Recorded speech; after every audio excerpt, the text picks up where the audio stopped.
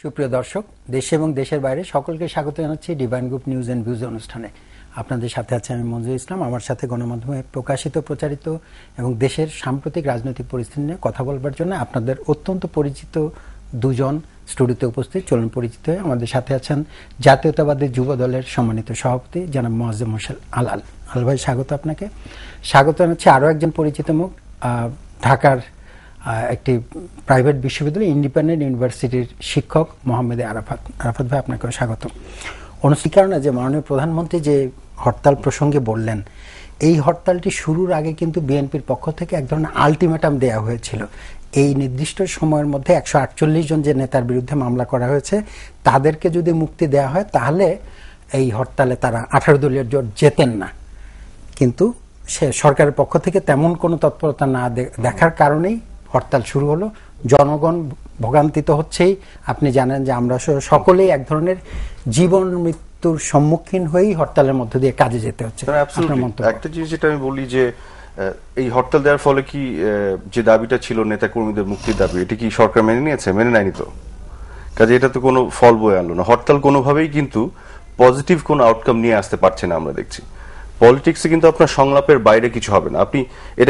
আপনি যদি এটাকে আউট অফ দ্য কনটেক্সট দেখেন যে নেতা কর্মীদের গ্রেফতার করা হয়েছে, তার ফলশ্রুতিতে দাবি আলটিমেটাম দেওয়া হয়েছে এবং এটা মানা হয়নি বলে হরতাল, এভাবে দেখলে হবে না। বিগার কনটেক্সট আপনাদের দেখতে হবে। আজকে বেশ কিছুদিন ধরে কি হচ্ছে দেশে দেখেন আপনি। গত 6 মাসের একটা স্ট্যাটিস্টিক্স দেখলাম যে 5000 সরকারি গাড়ি ড্যামেজ হয়েছে, ক্ষতিগ্রস্ত হয়েছে এই হরতালের কারণে। 500 গাড়ি তো পুরো একবারে পুড়ে গেছে, আগুন লেগে একবার পুড়িয়ে দেওয়া হয়েছে হরতালের মধ্যে। প্রাইভেট কত গাড়ি যে আল্লাহ জানে ক্ষতিগ্রস্ত হয়েছে এর মধ্যে। এবং আমরা প্রতিনিয়ত টেলিভিশন, আজকে ইলেকট্রনিক মিডিয়ার যুগে আমরা দেখছি যে রেল লাইনের স্লিপার উপরে ফেলা হচ্ছে, রেলের বগিতে আগুন দিয়ে দেওয়া হচ্ছে, আপনার বিদ্যুৎ কেন্দ্র পর্যন্ত পুড়িয়ে দেওয়া হচ্ছে। এবং এটা কবে ঠিক হবে এটা এখন বলতেও পারছে না মানুষ। তো হরতাল মানে যদি এই সহিংসতা হয়, এই হরতাল তো ভয়তাল। এই হরতাল তো মানে কোনো ডেমোক্রেটিক সোসাইটিতে এটা তো কোনো অস্ত্র হতে পারে না। আমি পার্সোনালি যেটা মনে করি, হরতাল ডাকার অধিকার আছে, আমি এটা বিপক্ষে নই, কিন্তু এই ভয়তালের বিপক্ষে। আপনার হরতাল ডাকার যেমন অধিকার আছে, একই সাথে মানুষ হরতাল পালন কি করবে না সেটিও তার অধিকার আছে। মানুষকে তো আপনি জিম্মি করে রেখে প্রত্যেকদিন টিভিতে আমরা দেখছি, আজকেও তো দেখলাম যে বাস যাচ্ছে, একটি গাড়ি যাচ্ছে, এই যে একবার দৌড়ে যে ককটেল ছুড়ে মারছে, যে ইট ছুড়ে মারছে, এগুলো কেন হবে? মানে পিকেটিং এর নামে যে কাজগুলি ঘটছে, এটা তো আপনি করতে পারেন না। আজকে একটি রিপোর্টে আসলো যে শুধুমাত্র যে গণপরিবহন যেগুলো, সেগুলোই না, ব্যবসা বাণিজ্যের সাথে সম্পৃক্ত বড় বড় ট্রাক যেগুলো আপনার চিটাগাঙে যাচ্ছে আসছে, এইগুলোকেও অ্যাটাক করা হচ্ছে। মানে অ্যাজ ইফ কোনো কিছুকেই পাত্তা দেওয়া হচ্ছে না। তো ডেমোক্রেসিতে আপনি এগুলো কি অ্যালাউ করতে পারেন? অবশ্যই পারেন না। এটা তো হতে পারে না। তাদের নেতৃবৃন্দকে মুক্তি দেওয়ার ব্যাপারে কোনো উদ্যোগ নেওয়া হতো, তাহলে আলাদাভাবে দেখার কোনো সুযোগ নেই। দেখুন, আমি রাজনীতিতে এবং ডেমোক্রেসিতে বিশ্বাস করি না যে বিরোধী দলের নেতা কর্মীদের গ্রেফতার করার পক্ষে আমি নই, এবং এটাকে আমি সাপোর্ট করি না। সেদিন যে বিএনপির অফিসে যে পুলিশ যেভাবে ঢুকেছে, এটাকে আমি কন্ডেম করেছি, এটাকে আমি সমর্থন করি না। যেই বিরোধী দলেই থাকুক এবং যে সরকারি দলেই থাকুক না কেন, মানে দল নির্বিশেষে বিরোধী দলের উপরে এই ধরনের দমন পীড়ন আমি সাপোর্ট করি না। কিন্তু বিরোধী দলের নেত্রীর আজকের যে ওভারঅল অবস্থানটা আপনি দেখেন, একটা সহিংসতা ক্রিয়েট করার জন্য যেন উনি চাচ্ছেন। উনি ওয়াশিংটন টাইমসে একটি আর্টিকেল লিখলেন, চিঠি লিখলেন, সেখানে উনি কি বলছেন, আন্তর্জাতিক বিষয় মানে আমেরিকা ইউকে কে আহ্বান জানাচ্ছেন বাংলাদেশে ঢুকে পড়ার জন্য। এটা কি ডেমোক্রেসির জন্য? পৃথিবীর কোন সভ্য ডেমোক্রেসিতে এগুলো মানবে? এবং আপনার জিএসপি ফ্যাসিলিটিস বন্ধ করে দিতে বলছে আমেরিকাকে বাংলাদেশে, যাতে করে আমাদের গার্মেন্ট শিল্প এটাতে ক্ষতিগ্রস্ত হবে। উনি অদ্ভুত কিছু কাজ করেছেন, ওনার প্রতি শ্রদ্ধা রেখে আমি বলছি, যেগুলো আমি একজন এদেশের নাগরিক হিসেবে মানতে পারিনি। সর্বশেষ উনি আর্মিকে আহ্বান জানাচ্ছেন। মানে আর্মি তো subservient to the government. Army যদি সাধারণ মানুষের এডে আসে, যেটা বিভিন্ন ক্ষেত্রে আসেও, সেটা একটা কনস্টিটিউশনাল লিগ্যাল প্রসেসের মধ্যে আসবে। সেনাবাহিনীর প্রসঙ্গ নিয়ে আসবে, তার আগে আমি একটু শুনে নেই। আলাল ভাই, আপনার কাছ থেকে একই বিষয় বলবার, যে আপনাদের পক্ষ থেকে আমি ওনাদের বা সরকারের যে এক ধরনের বক্তব্য আছে, পাশাপাশি এর নিশ্চয়ই আপনি মন্তব্য করবেন। আপনার কাছ থেকে জানবার যে আমাদের কি হরতাল ছাড়া, কারণ এর আগে আপনারা যে গণসমাবেশ দিয়েছিলেন, গণসংযোগ দিয়েছিলেন বিভাগওয়ারি, তাতে কিন্তু ব্যাপক জনগণের সমর্থন ছিল, এবং সেখানে সরকার কিন্তু এক ধরনের বলতে গেলে হেনস্থা হওয়ার উপক্রমী, সত্যি কথা বলতে গেলে। কিন্তু আজকে কি হরতাল এবং হরতালের আগের রাতে এই যে গাড়ি বাস ভাঙা, আমাদের রফতানিমুখী সমস্ত ট্রাকে আগুন জ্বালানো, এ ছাড়া কোনো বিকল্প ছিল না? আপনাকে ধন্যবাদ। এ প্রসঙ্গে আমি বলতে চাই যে হরতাল কখনোই একান্ত অনুন্নপায় না হলে বড় কোনো রাজনৈতিক দলের পক্ষ থেকে দেওয়া হয় না। আপনি হরতালের প্রসঙ্গে যে কথাগুলো সম্মানিত শিক্ষক সাহেব বলেছেন, আলোচনার মধ্যে আপনিও এনেছেন, শিক্ষকদের হরতাল কি সহিংস ছিল? পিপার স্প্রে নিয়ে তাড়া করে তাদের অনেকের চোখ নষ্ট করে দেওয়া হয়নি? এক শিক্ষক সেখানে মৃত্যুবরণ করেনি? তেল খনিজ রক্ষা সম্পদ আন্দোলনের প্রফেসর আনু আহমেদ সাহেবের নেতৃত্বে যে হরতাল হয়েছিল সেটা কি সহিংস ছিল? সেই হরতালের উপরে কি বর্বর আক্রমণ চালানো হয়েছিল? খুব বেশি দিনের অতিস্মৃতি তো সেটা নয়। মানববন্ধন থেকে শুরু করে কোনো সমাবেশই তো আমাদেরকে করতে দেওয়া হয়নি। এবং আপনি যেটা বলেছেন যে আলটিমেটাম দেওয়া হয়েছিল যে আমাদের এই নেতৃবৃন্দের মুক্তি, তার উত্তরে মাননীয় স্বরাষ্ট্রমন্ত্রী বলেছেন জিম্মি করে দুষ্কৃতিকারীদেরকে ছাড়িয়ে নেওয়া যাবে না। বিরোধী দলীয় চিফ হুইপ দুষ্কৃতিকারী, তারপরে আমাদের সিনিয়র নেতৃবৃন্দ, নাম সবার বলতে গেলে অনেক সময় লাগবে, এরা ওনার দৃষ্টিতে দুষ্কৃতিকারী। আমার বিশ্বাস সিনিয়র নেতাকে কিন্তু আবার মুক্তিও দিয়েছে না, সেটা তো আগে তারপরের ঘটনা। হ্যাঁ, আমি তার পরবর্তী ঘটনার কথা বলছি। ডান্ডাবেড়ি পায়ে লাগিয়ে তাদেরকে আদালতে নেওয়া হয়েছে এবং 18 দিনের রিমান্ড চাওয়া হয়েছে তাদেরকে। যাই হোক, সেগুলো বলতে গেলে অনেক সময় লাগবে। মোট কথা ছিল এইটাই। এবং সেখানে আপনি একটি জিনিস দেখবেন যে এই সরকারের মধ্যে যদি একটা নতুন সরকারের জন্ম নেয় এবং সেখানে প্রতিহিংসা থাকে, যে সংলাপের কথা আরাফাত সাহেব বললেন, এই সংলাপের ব্যাপারে আজকের বক্তব্য আপনি দেখেন, অর্থমন্ত্রী বলেছেন সন্ত্রাসীদের নেত্রী বেগম খালেদা জিয়া, সুতরাং সন্ত্রাসী দমনের কায়দায় তাকে দমন করা হবে, তার সাথে কোনো সংলাপ নয়, আজকে বলেছেন। এবং আজকে হাসান মাহমুদও বলেছেন কোনো সংলাপ নয়। আবার পররাষ্ট্রমন্ত্রী বলেছেন সংলাপের জন্য দ্বার খোলা আছে। তো কোন স্ট্যান্ডার্ডটাকে আমরা ধরবো? তারপরে যে কথাগুলো আরাফাত সাহেব বলেছেন, এই কথাগুলোর মধ্যে তথ্যগত কিছু সত্যতা আছে, কিন্তু বিশাল আকারের বিভ্রান্তি রয়েছে। বেগম খালেদা জিয়া কখনোই জিএসপি বন্ধের কথা বলেন নাই, কখনোই মার্কিন যুক্তরাষ্ট্র ইউকে এখানে ইন্টারভেনশনের জন্য বলেন নাই। বাংলাদেশের গণতন্ত্রের ব্যাপারে বৃহৎ গণতান্ত্রিক দেশ হিসেবে তাদেরকে নজর রাখতে বলেছেন। জিএসপি সুবিধা প্রত্যাহারের কথা কখনো বলেননি। সেনাবাহিনীকে আমন্ত্রণ জানিয়েছেন, সম্পূর্ণ বাজে কথা। ওই সভাটায় আমি নিজে উপস্থিত ছিলাম বগুড়ায়। সেখানে মাননীয় বিরোধী দলের নেত্রী বলেছেন যে এই বগুড়ায় যখন শাহজাহানপুর থানা আক্রান্ত হয়েছিল তখন সেনাবাহিনী সেখানে এসে সেটাকে প্রোটেক্ট করছে, জানমালের নিরাপত্তা উভয় দিকেরটা রক্ষা করেছে। এবং এই সেনাবাহিনী দেশের ক্রান্তিকালে বিভিন্ন সময় কঠিন কঠিন দায়িত্ব পালন করেছে। সুতরাং দেশের যে কোনো বিশৃঙ্খল পরিস্থিতিতে সেনাবাহিনী ভবিষ্যতেও চুপ করে বসে থাকবে না। কথাটা ছিল এই, আপনারা আসেন ক্ষমতা নেন, এই কথাগুলো তৈরি করা। ইতিহাস কিন্তু কখনো মিথ দিয়ে তো টেলিভিশনে, যেহেতু ইতিহাস কিন্তু স্বয়ং মাধ্যম ওপেন টেলিভিশনে একটি জায়গায় হয়তো উনি বলেছেন যে মানুষকে পাখির মতো গুলি করে হত্যা করা হবে, সেনাবাহিনী বসে বসে দেখবে, এমনটি হবে না, তারা সময় মতো দায়িত্ব পালন করবে। এইটার আগে পেছনেই ওই শাহজাহানপুরের সে মাঝিরা ক্যান্টনমেন্ট থেকে ছিল, সেই কথাগুলো উল্লেখ ছিল। এখন মিডিয়ায় তো পুরো কথাটা আসে না, বিশেষ করে ইলেকট্রনিক মিডিয়ায় চুম্বক অংশটুকু যেটা নিয়ে আলোড়ন হবে সেরকম কথাই সেখানে বলা হয়। আর মাননীয় প্রধানমন্ত্রীর এই যে টক অফ দি ডে প্রসঙ্গে আপনি এখন আসবেন কিনা আমি জানি না, আমি সেই প্রসঙ্গেও বলতে চাই, উনি যে কথা বলেছেন এ ব্যাপারে আমি খুব বিনয়ের সঙ্গে বলি যে রাষ্ট্রের আইন শৃঙ্খলা রক্ষার দায়িত্বে যিনি আছেন স্বরাষ্ট্রমন্ত্রী, এই স্বরাষ্ট্রমন্ত্রীর কিন্তু একটু বড় কৃতিত্ব আছে। 2 শতাব্দীর 2টি গণহত্যার নায়ক উনি। 1971 সালে পাকিস্তান সরকারের অধীনে ডিসিগিরি করে শান্তি বাহিনী আল শামস আল বদর বাহিনী গঠন করে বাংলাদেশের গণহত্যার সঙ্গে ওনার প্রত্যক্ষ সহযোগিতা রয়েছে।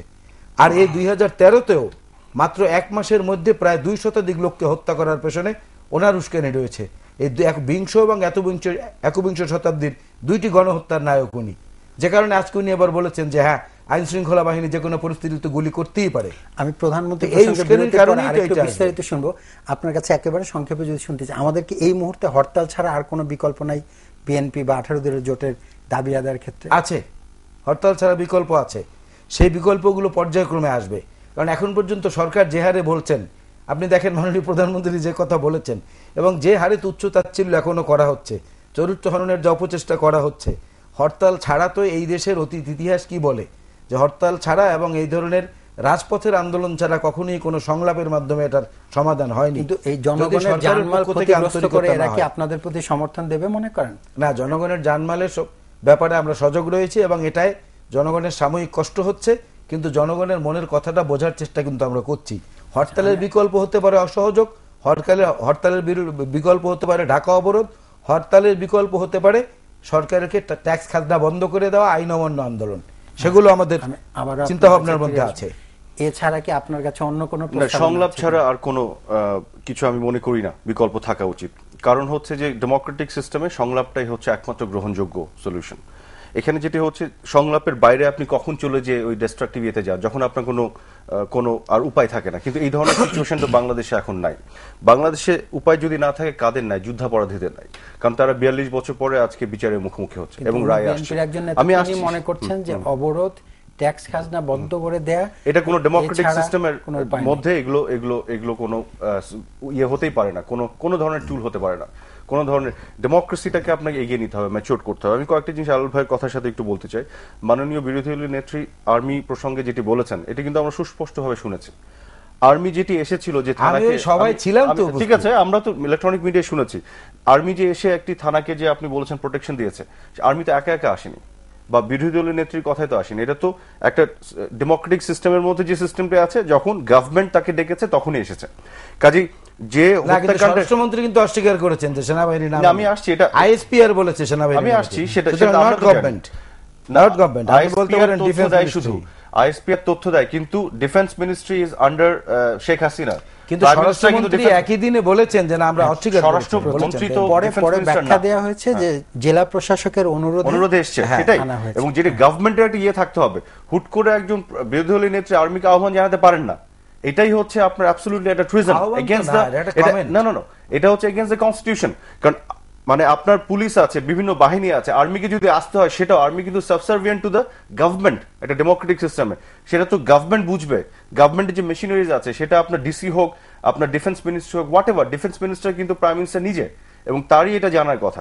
সেই জায়গায় তারা আর্মি বসে থাকবে না, আর্মি দায়িত্ব পালন করতে আসবে। আর্মি কখন দায়িত্ব পালন করতে আসবে সেই ডিসিশনে গভর্নমেন্টই কিন্তু নাই। এটা আপনি বিরোধী দলের নেতা গভর্নমেন্ট একা সব সময় ডিসিশন নেয়, গভর্নমেন্টই নাই, বিরোধী দলের এখানে পার্ট আছে। আমি আপনাকে একটু সংশোধন করি, এবং এই যে ডেমোক্রেটিক বারবার বলে, ইলেক্টেড এবং ডেমোক্রেটিক কথা কিন্তু এক না।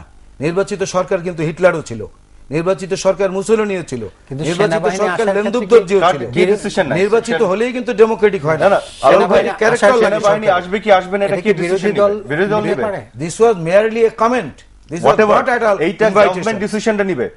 বিরোধী দলের নেত্রী কখনো এই আহ্বান জানাতে পারে না যে আর্মি কিন্তু বসে থাকবে না, আর্মি চলে আসবে। এইটা কিন্তু খুবই অবজেকশনেবল ডেমোক্রেসিতে। আমি সে জায়গা থেকে বলছি। এবং উনার যে আর্টিকেলটা আমার আজকে নিয়ে আসলে ভালো হতো, ক্যাটাগরিক্যালি উনি এই যে বহির্বিশ্বের আমেরিকা, ইউকে বিভিন্ন দেশকে আহ্বান জানিয়েছে বাংলাদেশ ইন্টারভেনশনের জন্য। সুপারভিশন মানে কি? আমরা নিজেদের সমস্যা নিজেরা সলভ করব। ইন্টারভেনশন, সুপারভিশন, এগুলো কেন আহ্বান জানাবে? আমাদের মানে তিনবারের প্রধানমন্ত্রী যিনি, এটা তো আমাদেরকে লজ্জার মধ্যে ফেলে দেয়। এগুলো ডেমোক্রেসির মধ্যে অ্যালাউড না। নিজের কথা শুধু বলি। আরেকটা জিনিস একটু শেষ করি please, if you allow me. আরেকটা জিনিস যেটা আমি বলতে যাচ্ছিলাম, দেখেন বারেবার আমরা যেটা বলছি সংলাপের বিষয়, এর বাইরে যে কোনো কিছু আপনি করেন, এই সহিংসতা আলটিমেটলি কি হচ্ছে দেখেন। আপনি তো যুদ্ধাপরাধে বাঁচানোর জন্য এই কাজগুলি ঘটছে। আজকে একটা কনস্টিটিউশনের ফ্রেমওয়ার্কের মধ্যে যে একটা ট্রাইব্যুনাল হয়েছে, আমরা 42 বছর পরে ইতিহাসে দায় মুক্তির জন্য যে প্রচেষ্টাটা নিয়েছি, এবং এটা আইনসম্মতভাবে যে কাজগুলি ঘটছে, সেখানে কিছু ত্রুটি বিচ্যুতি থাকতে পারে, বাট এটা আবার নিজে সংশোধন করে নিবে, এইভাবে এটা এগোবে। আপনি মনে করছেন সংলাপ ছাড়া আপাতত সমাধান না? আমরা কিভাবে সংলাপ হবে এই বিষয়ে কথা। আরেকটা সমাধান থাকতে পারে, সেটা হচ্ছে যুদ্ধাপরাধে যদি ছেড়ে দেন, তাহলে আমাদের মানে মাননীয় বিরোধী নেত্রী যদি মানে ওনার মাথা ঠান্ডা করেন, সেক্ষেত্রে হয়তো হতে পারে। সেটা কথাটা শুনবো ছোট্ট একটা শিক্ষক মোহাম্মদ আরাফাতের সংবাদ বিশ্লেষণ। আমরা সময় একেবারেই কম। আলাল ভাই সংক্ষেপে জানতে চাচ্ছি, মাননীয় প্রধানমন্ত্রী কমেন্ট প্রসঙ্গে আপনি আগে কথা বলছিলেন, আমরা ওই বিষয় আগে আমরা কিভাবে সমঝোতা হতে পারে শুনবো। তবে দুটি বাক্যে আপনার কাছ থেকে জানতে, মাননীয় প্রধানমন্ত্রী বলেছেন 27শে মার্চ জিয়াউর রহমান স্বাধীনতা ঘোষণা করেছেন বলে বিএনপির দাবি। সেই ক্ষেত্রে কেন 27শে মার্চই হরতালটি দিতে হলো? এছাড়া কোনো বিকল্প ছিল কিনা এক। এবং মূলত আপনার কাছ থেকে যেটি জানবার, যে আমরা আপনি যেটি বললেন যে আমরা অবরোধ করতে পারি, খাজনা ট্যাক্স বন্ধ করতে পারি, জনাব আরাফাত বললেন যে এটি সমাধান না। গণতন্ত্র দুটি বড় দলের অবদান আছে, ত্যাগ আছে। সেই ক্ষেত্রে গণতন্ত্রকে রক্ষা করবার জন্য আর কোনোভাবে, যেটা আপনি আইনজীবী হিসেবে জানেন, হাইকোর্টের একটা রুল আছে, তাদেরকে সংলাপে যেতে হবে। সেই ক্ষেত্রে হাইকোর্ট বলুক কি না বলুক, জনগণ চায় একটি সমঝোতা, কোনো পথ আছে কিনা? আপনাকে ধন্যবাদ। জনগণের আদালতটাই কিন্তু সবচেয়ে বড় আদালত। হাইকোর্ট সুপ্রিম কোর্টের চেয়েও বড় আদালত এইটা, কারণ এটাই বড় আদালত। এটার ব্যাখ্যায় যাওয়ার প্রয়োজন নেই। জনগণের মনের কথা বুঝতে পেরে যদি সরকারি দল এখানে নমনীয় হয় এবং আগ্রহ নিয়ে এগিয়ে আসে, এই যে প্রতিহত করা, সন্ত্রাসীদের নেত্রী, এইসব কথাবার্তা না বলে যদি সংলাপের আগ্রহটা দেখায়, এবং সেটা যেহেতু এই সরকারের 1 নম্বর ব্যক্তি হচ্ছেন মাননীয় প্রধানমন্ত্রী, এবং উনি যদি একই সঙ্গে স্বরাষ্ট্রমন্ত্রীকে বলেন যে আপনি একটু মাথা এবং বাক সংযত করেন, তাহলে প্রস্তাব আসলে কিন্তু বিএনপি আলোচনার জন্য প্রস্তুত। অনেকবারই বিএনপি কথাটা বলেছে। আর দ্বিতীয় হচ্ছে সেনাবাহিনীর কথাটি আমি একটু সংক্ষেপে শেষ করতে চাই। 2 মাস আগে কিন্তু মাননীয় প্রধানমন্ত্রী জেনারেলসদের মিটিংয়ে বলেছেন, যেটাও আমরা প্রিন্ট মিডিয়ায় এবং পড়েছি এবং ইলেকট্রনিক মিডিয়ায় দেখেছি, উনি বলেছেন আপনাদের ঘাড়ে সওয়ার হয়ে কেউ যেন গণতন্ত্র নষ্ট করতে না পারে। তাহলে ইনভাইটেশন তো ওখান থেকেও এসেছে, কিন্তু বেগম ওটার বিকল্প না, বেগম খালেদা জিয়া কিন্তু ইনভাইট করেন নাই। বেগম খালেদা জিয়া ওই কথার সঙ্গে সুর মিলিয়ে বলেছেন যে সেনাবাহিনী সময় মতো চুপ করে বসে থাকবে না, তারা তাদের দায়িত্ব পালন করেছেন। আজকে যে ফ্লাইওভারটি উদ্বোধন করলেন সেটারও সম্পূর্ণ কাজ সম্পাদন করেছে 16 ইঞ্জিনিয়ার্স ব্যাটালিয়ন ডিভিশন আর্মির। তা সব কাজে তাদেরকে লাগাতে পারবো, দেশের জানমাল রক্ষা, দেশের গণতন্ত্রের গণতন্ত্রের স্থায়িত্ব রক্ষায় কেউ ভুল পথে যেতে না পারে সেটা দেখার জন্য তাদের ভূমিকা থাকবে, এটা আমরা আশা করব না। এইটা নিয়ে বোধহয় বিতর্ক আছে। না, আরেকটা জিনিস হচ্ছে এই যে বারবার যুদ্ধ অপরাধীর প্রসঙ্গটা নিয়ে আনছে না, এটাকে এত খেলো করে ফেলেছে সরকারি দল। এখন ঘরের মধ্যে যদি স্বামী স্ত্রী ঝগড়া হয়, তাহলে গোয়েন্দাদের গাড়ি যদি ওই বাড়ির পাশ দিয়ে যায়, ওখানে থামিয়ে ওয়ারলেসে খবর বলে যে এই বোধহয় যুদ্ধ অপরাধীদের বিচারের জন্য ঝগড়াঝাটি চলছে, ষড়যন্ত্র হচ্ছে। এই পর্যায়ে খেলো পর্যায়ে নামিয়ে ফেলেছে। কিন্তু একবারও তারা চিন্তা করে না কুইক রেন্টালের দুর্নীতি, পদ্মা সেতুর দুর্নীতি, রেলওয়ের কারো বিড়াল, হলমার্ক, ডেস্টিনি, শেয়ার মার্কেট, এই সমস্ত ব্যাপারের যে তাদের কুকীর্তিগুলো, সেগুলোকে ঢাকার জন্যই তারা একটা নতুন প্ল্যাটফর্ম খুলেছে। স্বামী স্ত্রী ঝগড়া হলো এখন বলে যুদ্ধ অপরাধীদের বিচার বানচালের জন্য ষড়যন্ত্র চলছে। এই কথাটা ঠিক না, শুধুমাত্র ওইটাকে আবরণ দিয়ে ঢাকার জন্য, অন্যদিকে ঘোরানো। আমি বলি, দেখেন গণজাগরণ মঞ্চের মধ্য দিয়ে কুইকলি বলি যে বাংলাদেশের মানুষের যে জাগরণটা ঘটেছে, যেটি আমরা দেখেছি স্বচক্ষে এবং লাইভ টেলিভিশন চ্যানেলে, সেটিকে যদি কেউ অস্বীকার করতে চান, কোন রাজনৈতিক দল ইগনোর করতে চান, তারা পলিটিক্যালি নিজেরাই ক্ষতিগ্রস্ত হবেন। এটা হচ্ছে বাস্তবতা, সত্য। কাজেই যুদ্ধাপরাধের বিচারের বিষয়টি যে খেলো নয়, এটি যে কতটা মানে মানুষের প্রাণের দাবি, এটা কিন্তু প্রমাণিত সত্য। এই জায়গায় দাঁড়িয়ে আপনাকে আমি বলি, সংলাপ যদি হয় তাহলে গণতন্ত্র বেঁচে যায়, কিন্তু কারা ক্ষতিগ্রস্ত হবে? আজকে যুদ্ধাপরাধী সংগঠন যারা নিষিদ্ধের দ্বার প্রান্তে, আজকে যারা যুদ্ধাপরাধী, যাদের সংগঠনের শীর্ষ যুদ্ধাপরাধীরা, তারাই কিন্তু আজকে একটা সহিংসতা সংঘাত তৈরি করে পানি ঘোলা করে মাছ শিকার করার চেষ্টা করছে। এবং আনফর্চুনেটলি আমাদের বিরোধী দলের নেত্রী সেই ট্র্যাপে পা দিয়েছেন। উনি সিঙ্গাপুর থেকে এসে যে সংবাদ সম্মেলন করলেন, এখানে যে উস্কানি উনি দিয়েছেন তার মধ্য দিয়ে, এবং যেভাবে সরাসরিভাবে যুদ্ধাপরাধের পক্ষ নিয়েছেন, তারপরে এবং তার পূর্ববর্তী সময় আমরা দেখেছি নাম ধরে ধরে নিজামী মুজাহিদি তাদের রাজবন্দী হিসেবে মুক্তি চেয়েছেন উনি। এই যে তার যে অবস্থান বিভিন্ন সময়ে আমরা দেখতে পাচ্ছি নিকট অতীতে, সে তো সুস্পষ্টভাবে বলে দিচ্ছে যে যুদ্ধাপরাধের পক্ষে উনি অবস্থান নিচ্ছেন এবং তাদের বাঁচাতে যাচ্ছেন। এবং যুদ্ধাপরাধীদের এক্স্যাক্টলি যেটা যাচ্ছে সহিংসতা, সেই কাজটি কিন্তু এই হরতাল ডাকার মধ্য দিয়ে ঘটে যাচ্ছে। বাংলাদেশকে আনস্টেবল করা, বাংলাদেশের ডেমোক্রেসিকে ক্ষতিগ্রস্ত করা, এবং আর্মি বিভিন্ন কাজে যুক্ত আছে, কোনো সন্দেহ নাই। কিন্তু সেই আর্মি, আমি বারবার বলছি, গভর্নমেন্টের ডেমোক্রেটিক্যালি ইলেক্টেড গভর্নমেন্টের সাবসার্ভিয়েন্ট অধীনে, এবং তাদের কথা শুনে তারা আসবে। কোন বিরোধী দলের নেত্রীর আহ্বানে গণতন্ত্রের আবারও কিন্তু আমি একটু বলছি, একবারের জন্য আহ্বানই বলে। আমি আবারও বলছি, আমি আমার কথাটাই বলছি, কারণ আমি নিজে শুনেছি তো। এবং প্রধানমন্ত্রীকে এবং সরকারে যারা আছে তাদেরকে শিক্ষা দেওয়ার জন্য যদি আর্মি আসে, যেহেতু অন্যান্য দায়িত্ব পালন করছে, এটা কোনো ডেমোক্রেটিক প্র্যাকটিসের অংশ হতে পারে না, এবং এটা কিন্তু ট্রিজন ইন এ ওয়ে, এটা হচ্ছে অ্যাবসলিউটলি এগেইনস্ট দ্য কনস্টিটিউশন। এটা আমরা যেহেতু পরস্পর বিরোধী বক্তব্যের মধ্যে, কারণ সেই বক্তব্য লাইভ টেলিভিশনে ব্রডকাস্ট হয়েছে, সাধারণ মানুষ দেখেছে, রাজনৈতিক নেতৃবৃন্দ, এবং ওনাদের মহাসচিব এটি ব্যাখ্যাও দিয়েছেন যে ভুলভাবে গণমাধ্যমে হয়তো প্রচারিত হয়েছে। তার মানে হচ্ছে যদি উনি আগে যেটা বলে থাকেন ওনারা মিন করেন নাই। কিন্তু আমি এই যে আলোচনায় যেতে চাই না, উনি যেটা আগে যেটা বলেছেন, আমি একটু আপনাকে না ওনার বক্তব্যটা বলি। এই যে আবার যুদ্ধ অপরাধের প্রসঙ্গ টেনে নিয়ে এসেছেন, নাম ধরে ধরে বেগম খালেদা জিয়া কখন বলেছে? এই জায়গাটা আওয়ামী লীগের এই একটা বৈশিষ্ট্য, সুন্দর করে গল্প বানিয়ে রং চং দিয়ে আতশবাজির মতো উড়িয়ে দেবে, কিন্তু নিভে যাচ্ছে। তো আমি শেষ করি, কিন্তু নিভে যখন ওইটা পড়ে তখন তার মানুষ খেয়াল করে না, আতশবাজিটাই দেখে। এরকম হচ্ছে রং ছাড়ানোর কথা আওয়ামী লীগের নেতাদের। ফারুক হত্যা মামলায় দেলোয়ার হোসেন সাঈদীকে গ্রেফতার করা হয়েছে, মনে করে দেখেন। মুজাহিদি সাহেবকে সেই মামলায় গ্রেফতার করা হয়েছে, নিজামী সাহেবকে সেই মামলায় গ্রেফতার করা হয়েছে, একমাত্র গোলাম আজমকে ধরা হয়েছে যুদ্ধ অপরাধের সুনির্দিষ্ট মামলায়। তো ওই সময় তারা তখন বলতে এই মামলায় তাদেরকে অন্তর্ভুক্ত করা হয়নি, তখন তারা ওই রাজশাহীর ফারুক হত্যা মামলায় আসামি ছিলেন। সেই জন্য বেগম খালেদা জিয়া রাজবন্দী হিসেবে তাদের মুক্তি চেয়েছে। এবার আমি একটু কারেক্ট করব, পরবর্তীতে বলেছেন আমরা তাদের যুদ্ধাপরাধীদের বিচার চাই, বাট মেইনটেইনিং দ্য স্ট্যাটাস। এখানে একটু ভ্রান্তি আছে, আলাল ভাইকে আমি চেক করতে বলবো। যখন তাদেরকে গ্রেফতার করা হয়েছিল উনি যেটি বললেন ওই তথ্যটুকু সঠিক আছে, যুদ্ধাপরাধী মামলায় গ্রেফতার করা হয়নি, কিন্তু ওই মামলায় গ্রেফতার করে যুদ্ধাপরাধী মামলায় তাদেরকে ইমিডিয়েটলি ট্রান্সফার করা হয়। এবং আপনি একটু চেক করেন আলাল ভাই, আপনি এই কথাটি আগে বলেছেন, আমি এটা এরপর চেক করেছি টিভিতে দেখে, এবং মাননীয় বিরোধী দলীয় নেত্রী তাদের মুক্তি চেয়েছেন এই ঘটনার 1 বছর পরে, যখন তারা যুদ্ধাপরাধের দায়ে মামলায় সাজারত না মানে বিচারের প্রক্রিয়াধীন, তখন উনি মুক্তি চেয়েছেন এবং বরাবর উনি মুক্তি, এবং এটা হচ্ছে ফ্যাকচুয়ালি কারেক্ট ইনফরমেশন দিলাম এবং আমি চ্যালেঞ্জ করে গেলাম। আমরা চেক করবো আরেকদিন, কিন্তু এক বাক্যে 1 মিনিট আপনার 1 মিনিট আপনার সমঝোতা সংলাপের যে কথা আপনারা বলছেন, তাহলে কোথায় কিভাবে হবে? আপনার সহিংসতা পরিত্যাগ করতে হবে, যুদ্ধাপরাধের সাথে সঙ্গ ত্যাগ করতে হবে।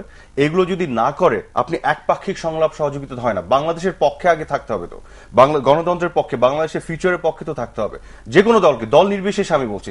আপনি যদি ইচ্ছা, আপনার যদি ইন্টেনশনই থাকে আমি নিজের একটা বিক্ষোভ সমাবেশের মধ্যে 2টা ককটেল ফাটায় কালকে হরতাল ডাকার প্ল্যান করব, আমি যদি আপনার চিন্তার মধ্যেই থাকে যদি আমি সহিংসতা করে সিচুয়েশন আনস্টেবল করবো, যুদ্ধাপরাধীদের বাঁচানোর চেষ্টা করব, এগুলো যদি আপনার ইচ্ছার মধ্যেই থাকে ইন্টেনশন, তাহলে তো আপনি সমঝোতা হবে না। সংলাপ কিভাবে হবে? সমঝোতা হবে না, সমঝোতা হবে কিভাবে? সমঝোতা নিঃসন্দেহে হবে। সমঝোতা হওয়ার পথ একটাই, গাড়ির স্টিয়ারিং যার হাতে থাকে তার কাছ থেকে জনগণ হাইড্রোলিক হর্নের মতো যন্ত্রণাকর বিরক্তিকর কথা বা শব্দ শুনতে চায় না।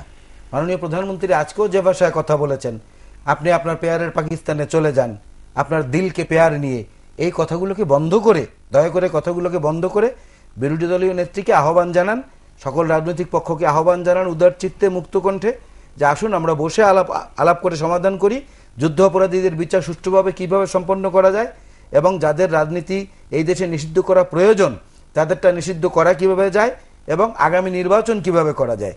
এই 3টি শব্দ উচ্চারণ করলে সমস্যার সমাধানের 80% সমাধান হয়ে যাবে, বাকিটা থাকবে আনুষ্ঠানিকতা।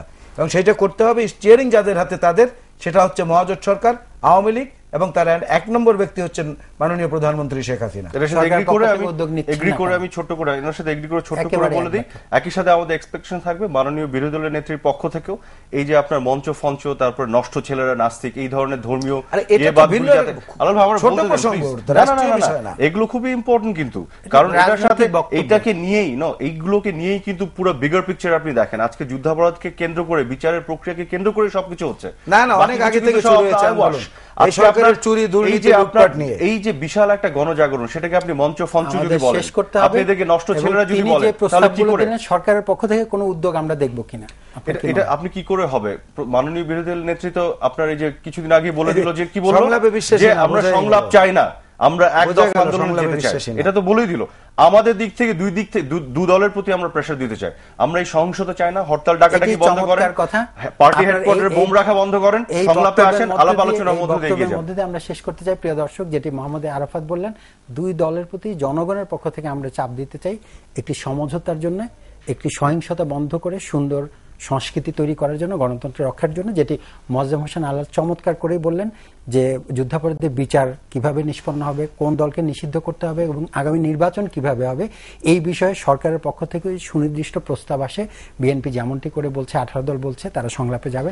আমরা প্রত্যাশা করব সংলাপ সমঝোতার মধ্য দিয়ে আগামী দিনে গণতন্ত্র সুসংহত হবে, শক্তিশালী হবে। এই প্রত্যাশা আজ এখানে শেষ করছি। খোদা হাফেজ।